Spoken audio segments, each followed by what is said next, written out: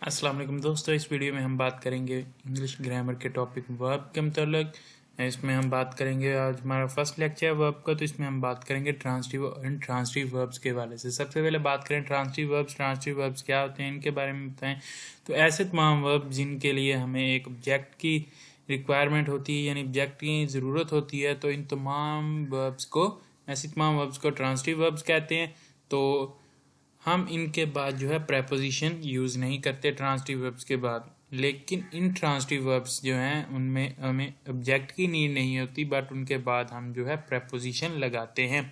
तो transitive verb की आगे देखते हैं, इसको आगे लेकर चलें। तो इसमें देखते हैं हम जी verbs which are most commonly use transitively, यानी ऐसे तमाम वर्ब्स जिन्हें हम ट्रांसिटिव वर्ब्स के तौर पर यूज़ करते हैं। उनमें ask, describe, get, need, ask, attend, discuss, like, raise, telephone, believe, emphasize, join, receive, use, buy, enjoy, lose, say, when, consider, expect, laugh, suggest, watch, contact, find, make. These are the verbs which are used most commonly as transitive verbs. Examples देखते हैं यहाँ पर। Did you enjoy the film? Norma pushed the button. Did you ever see better alpha grow out of the earth? तो यहाँ पर enjoy, pushed और see ये जो हैं यहाँ पर ये ट्रांसिटिव वर्ब के तौर पर इस्तेमाल हुए हैं। आगे देखते हैं जी। Some time we when a clause lack a real object we use it as an empty object. Verb which often take it as an empty object includes appreciate, यानी बाज़ औक़ात जब एक क्लास में रियल ऑब्जेक्ट की कमी हो तो हम इट को as an empty object use कर लेते हैं। अब ऐसी वर्ब्स कौन सी हैं, उनकी एग्जांपल देखें। एप्रिशिएट है, इसमें इंजॉय है, हेट है, लव है, लाइक है, रिग्रेट है। एग्जांपल्स देखते हैं। She don't like when people criticise, she doesn't like it when people criticise. अब यहाँ पर क्लॉज में जो है जी वो रियल ऑब्जेक्ट के कमी थी, तो हमने इट को as an empty object use कर लिया। She doesn't like it when people criticise. Even if I know how I would not do, even if I know how I wouldn't do it. यहाँ पर भी हमने it को जो है वो as an empty object use किया। तो इसी तरह नेक्स्ट एग्जांपल है आई वुड अप्रिशिएट इट। यहाँ पर इट जो है वो एम्प्टी ऑब्जेक्ट के तौर पर यूज़ हुआ है। अप्रिशिएट यहाँ पर आप देखें तो ये ऐसी वर्ब्स हैं जिनके लिए हमें इट को एम्प्टी ऑब्जेक्ट के तौर पर यूज़ करना पड़ता है। आगे चलें तो हम देखते हैं some verbs may be followed by an object plus complement. Verb plus object plus complement, तो इनकी एग्जांपल देखते हैं जी। We found the hotel very comfortable, the news made her rather sad. However, if the object is a clause to, for example, to stop smoking, we have to use a different pattern. तो यहाँ पर हम verb plus it plus complement plus to clause use करेंगे। अगर object जो है वो clause है जिसमें to clause वाला object है, तो हम उसे ये पैटर्न फॉलो करेंगे जहाँ पर हम verb के बाद it लगाएंगे, फिर complement लगाएंगे, फिर to clause लगाएंगे। यहाँ पर एग्जाम्पल देखते हैं। He find it difficult to stop smoking. His guests found it fun to watch him make tea. They made it impossible to leave the company. He found himself the rescued. If a verb in the to clause has a subject, we put it into a for phrase. यानी अगर कोई verb जो है to class वाले में उसके पास subject हो तो हम उसे फॉर फ्रेज में यूज़ करते हैं। यहाँ पर पैटर्न देखते हैं। Verb plus it plus complement plus to clause. They made it impossible for John to leave the company. यहाँ पर सब्जेक्ट आ गया जॉन, तो हमने उसे फॉर फ्रेज में जो है वो यूज़ कर लिया। They made it impossible for John to leave the company. Verb जो इस तरह के पैटर्न को फॉलो करती हैं उनमें बेसिकली जो है बिलीव है, कंसीडर है, फाइंड, मेक, थिंक एटसेट्रा, ये चीज़ें। एग्जाम्पल्स देखते हैं। Some people find difficult to stop smoking. Some people find it difficult to stop smoking, क्योंकि यहाँ पर टू क्लास जो है एज ऑब्जेक्ट यूज हो रहा है जिसमें टू स्टॉप स्मोकिंग है, तो हम यहाँ पर इट लगाएंगे वर्ब के बाद, फिर लगाएंगे कंप्लीमेंट और फिर उसके बाद लगाएंगे जी टू क्लास वाला object. The sitting arrangement make difficult for the pupils to talk to each other. The sitting arrangement makes it difficult आएगा. आगे चलते हैं. Some transitive verbs have meaning which require two objects, a direct object and indirect object. यहाँ पर कौन सा pattern follow होगा? Verb आएगा, ट्रांसिटिव वर्ब, उसके बाद इनडायरेक्ट ऑब्जेक्ट आएगा और फिर डायरेक्ट ऑब्जेक्ट आएगा. अब देखें एग्जांपल देखते हैं. I gave him the wallet I had found. She lent us enough money to get home. अब यहाँ पर यहाँ पर ऑब्जेक्ट यूज हुए हैं. एक इनडायरेक्ट ऑब्जेक्ट है और फिर एक डायरेक्ट ऑब्जेक्ट है. इनडायरेक्ट ऑब्जेक्ट पहले आएगा, वर्ब के बाद आएगा, फिर जो है इनडायरेक्ट ऑब्जेक्ट के बाद डायरेक्ट ऑब्जेक्ट आएगा. वर्ब जो इस तरह के पैटर्न को फॉलो करती हैं उनमें है जी आस्क है, बुक है, ब्रिंग है, buy, charge, cost, fetch, get, give, grant, hand, leave, lend, make, offer, owe, pass, pay, promise, read, refuse, save, sell, send, show, take, teach, tell, throw, write, etc. तो आगे इनकी examples देखते हैं. My grandmother left for me all her jewelry. My grandmother left me all her jewelry. Mrs. Wickets bring for me a cup of tea just before prep. Mrs. Wickett bring me a cup of tea. Bring me a cup of tea just before prep. अब यहाँ पर जो है मी जो है वो subject के तौर पर यूज नहीं हो रहा, जिससे पहले हम फॉर फ्रेज यूज करेंगे. जैसे हमने पहले एक देखा है पैटर्न, यहाँ पर ये एक डायरेक्ट ऑब्जेक्ट है और एक इनडायरेक्ट ऑब्जेक्ट है. मी जो यहाँ पर है वो इनडायरेक्ट ऑब्जेक्ट है और अ कप ऑफ टी है जो वो है जी डायरेक्ट ऑब्जेक्ट. तो हम मी जो है इनडायरेक्ट ऑब्जेक्ट पहले लगाएंगे, फिर अ कप ऑफ टी लगाएंगे जो डायरेक्ट ऑब्जेक्ट है. I went up to the policeman and gave what I had found. I went up to the policeman and gave him what I found. Once in a while they gave a hand on lifting something. Once in a while they gave him a hand on lifting something. तो ये है जी यहाँ पर इसकी examples हुई. आगे चलते हैं नेक्स्ट रूल की जाने. After some reporting verbs we have to mention the hair.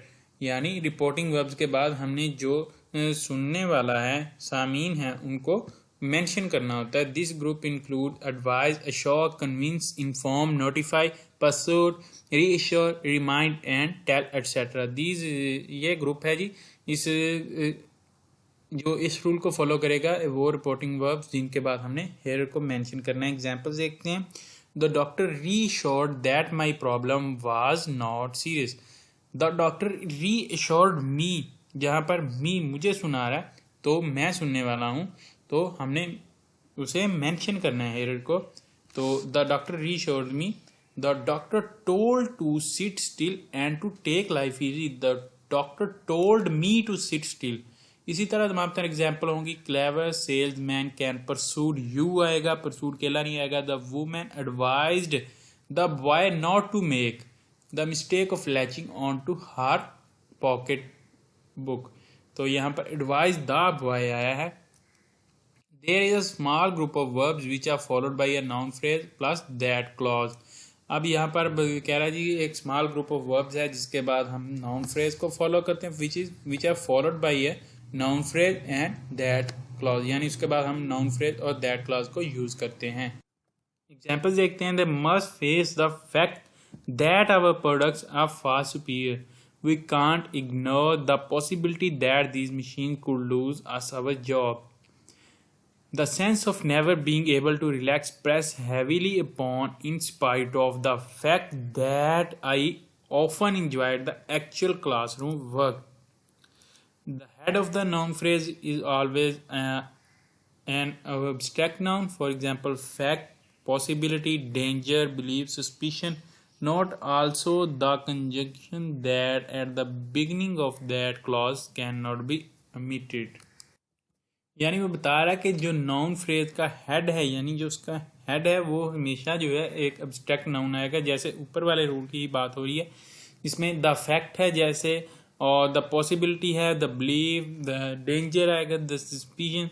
और फिर वो कह रहा है कि आप इस चीज़ को भी नोट करें, जो दैट क्लॉज के बिगनिंग पर जो दैट कंजंक्शन के तौर पर यूज़ हुआ है, हम उसे जो है वो ओमिट नहीं कर सकते। और नेक्स्ट रूल की जो इसको इस पैटर्न को फॉलो करती हैं, verbs and verbal expression often used in this pattern includes, उनमें account for, allow for, comment on, complain about, dwell on upon, face, accept, ignore, object to, pay attention to, reject, substantiate, support, etc. तो ये verb जो हैं इस rule को follow करती हैं। Example देखते हैं, they always ignore that their country tagged us first, they always ignore the fact that।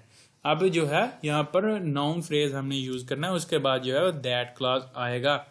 they always ignore the fact that their country, to whom shall I complain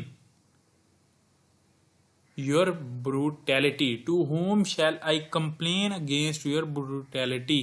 अब आगे intransitive verbs की बात करते हैं। Some verbs never have an object, these are called intransitive verbs which are most commonly used intransitively. यानी ऐसी verbs जिनके बाद हमें ऑब्जेक्ट नहीं चाहिए, उनको हम इंट्रांसिटिव वर्ब्स कहते हैं, और इनके बाद अक्सर जो है हम प्रेपोजिशन यूज़ करते हैं। तो जो वर्ब्स इंट्रांसिटिवली यूज़ होती हैं उनमें जो वर्ब शामिल हैं उनकी हम लिस्ट देख लेते हैं। अपीयर है, डाई है, लाई है, स्नीज है, arrive, disappear, live, snow, come, fall, rain, wait, cough, happen, rise, work. Example, Rita looked upset. They had died on the same day. Did it rain last night? अब देखिए, rain, died और looked के बाद हमें किसी object की ज़रूरत नहीं है। अब आगे जी बता रहा है, after some reporting verbs we don't mention the hearer, this group includes argue, deny, inquire, insist, reply and say. यानी कुछ रिपोर्टिंग वर्ब्स ऐसी हैं जिनके बाद हम हेयर को मेंशन नहीं करते। और इनकी एग्जांपल है जी, she told the doctor that she was unable to sleep. She replied, me आएगा, ये शी रिप्लाइड अकेला आएगा। हम ऊपर पढ़ चुके हैं कि रिप्लाई के बाद हमने हेयर को जो है मेंशन नहीं करना, तो यहाँ पर शी रिप्लाइड दैट आएगा, रिप्लाइड मी दैट नहीं आएगा। Mister Hubert seated at an other end of the table replied, him नहीं आएगा, रिप्लाइड अकेला ही आएगा। This the rules require you that you bring only one guest to the dinner, the rule require you that नहीं आएगा, require that you bring only one guest to the dinner. Mrs Lewis, he inquired her politely आएगा, या ही inquired politely अकेला आएगा, तो ही inquired politely अकेला ही आएगा। उसके बाद हमने हेयर को जो है मेंशन नहीं करना। तो नेक्स्ट आगे रूल की तरफ बढ़ते हैं। Some verbs can be used without or without an object, these are called transitive verb with object and intransitive without an object use of the verb. यानी कुछ ऐसी वर्ब्स हैं जिनके लिए हम ऑब्जेक्ट या तो यूज़ कर सकते हैं या उसके बगैर भी हमने यूज़ कर सकते हैं, उसके कोई इसमें फ़र्क नहीं है कि डिफरेंस नहीं है। कि एग्जांपल देखते हैं जिनमें क्लीन है, क्लोज है, कंसंट्रेट है, ईट है, ओपन है, सिंग है। ऐसी तमाम जो वर्ब्स हैं उनके हम ट्रांजिटिव भी यूज़ कर सकते हैं, इंट्रांजिटिव भी यूज़ कर सकते हैं। Some verbs cause confusion about their use, some time it's a little bit tricky to recognise them because of their similar spelling. यानी कुछ ऐसी वर्ब्स हैं जिनको हम जो है कंफ्यूजन काज करती हैं, यानी हम उन्हें पहचान नहीं सकते कि ये ट्रांजिटिव हैं या इंट्रांजिटिव हैं, क्योंकि उनके जो स्पेलिंग हैं वो सिमिलर हैं। तो ऐसी तमाम वर्ब्स को जो है हम इस वीडियो जो है आगे देखते हैं। एक तो जो है जी जोड़ा है वो है लाई और ले का है। The verb lay and lie are sometimes confuse. Lay, laying, laid is a transitive verb and needs an object. Why have the chicken stop laying eggs? Producing. The waiter was busy laying the tables, preparing. She let the card face down on the table. अब यहाँ पर let का मतलब है put. When we are talking about the position of someone or something, we use lie, lying, lay, laying. Adverbial है जी, plus adverbial use करते हैं। तो एग्जाम्पल देखते हैं यहाँ पर, he spend the whole weekend lying under his car, the young man was lying on the white marble. यानी हम पोजीशन को जब शो करना हो तो हम लाई यूज करते हैं, और ले ट्रांजिटिव वर्ब है, इसके लिए हमें ऑब्जेक्ट की जरूरत होती है। तो यहाँ पर एग्जाम्पल दूसरी देखते हैं, द डॉग ले motionless in the middle of the road. Next group है फॉल और फेल का।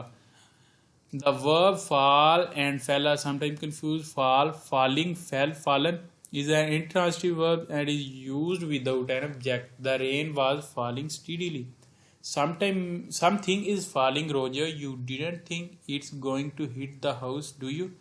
One of the kids fell into the river. Chatterus fell ill during the winter of 17. अब यहाँ पर जो fell है वो फॉल की ही जो है वो सेकंड फॉर्म है, और इसकी थर्ड फॉर्म है फॉलन। तो ये इंट्रांजिटिव वर्ब है, तो इसके बाद हमें कोई ऑब्जेक्ट की जरूरत नहीं होती। Failed is a transitive verb and is used with an object. He failed his opponent with a single blow. He then struck the man himself a similar blow which felled him to the earth like a log. He felling a tree. तो यहाँ पर ये जो है fail जो है transitive verb है, इसके बाद इसकी जो सेकंड और थर्ड फॉर्म है वो फेल्ड है, और फाल की जो सेकंड फॉर्म है वो फेल है, और थर्ड फॉर्म जो है फॉलन है। तो फेल जो है वो ट्रांजिटिव वर्ब है और यूज्ड विद एन ऑब्जेक्ट। आगे जो है वो सेट और सेट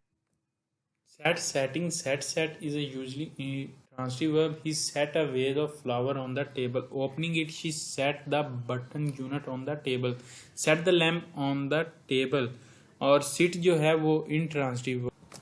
आगे sit है जो intransitive verb है। Don't sit on the floor, you might dirty your dress। अब जो है जी वो सेट जो है वो ट्रांजिटिव वर्ब है, और इसकी सेकंड और थर्ड फॉर्म जो है वो सेट ही है, और सिट की जो है सेट है। और सिट का मतलब है बैठना, और सेट का मतलब जैसे हम कहते हैं कि सेट करना है, अच्छे तरीके से सेट करके रखना, जैसे चीज़ों को हम कहते हैं। तो सेट जो है वो ट्रांजिटिव वर्ब है, सिट जो है वो इंट्रांजिटिव वर्ब है। तो नेक्स्ट चलते हैं रेज और rise. Raised is a transitive verb. Would all those in favor please raise their hand? The Greek metropolitan raised the cross as the first Greek soldier disembarked. He raised the window and leaned out. He raised corn, bean and pumpkin here. और ये raise जो है वो transitive verb है, इसके बाद हमें object चाहिए। और rising, rose, risen. Rise is a transitive verb. इसके बाद जैसे कि मैंने आपको पहले कहा कि इंट्रांजिटिव वर्ब के बाद हम जो है मोस्ट प्रोबेबली प्रेपोजिशन भी यूज़ करते हैं। तो जैसे the sun rise in the east, rise के बाद जो है इन आया है जो प्रेपोजिशन है, तो यहाँ पे हमें मालूम होना चाहिए कि ये जो है इंट्रांजिटिव वर्ब है। The aircraft rose slowly into the air. One day this nation will rise up and live out the true meaning of its creed. आगे है जी रीच और अराइव। रीच मतलब पहुंचना, अराइव मतलब आना। तो रीच्ड है, ये ट्रांजिटिव वर्ब है और takes an object. On the other hand arrived जो है इंट्रांजिटिव वर्ब है, used without object. We hope to arrive the camp.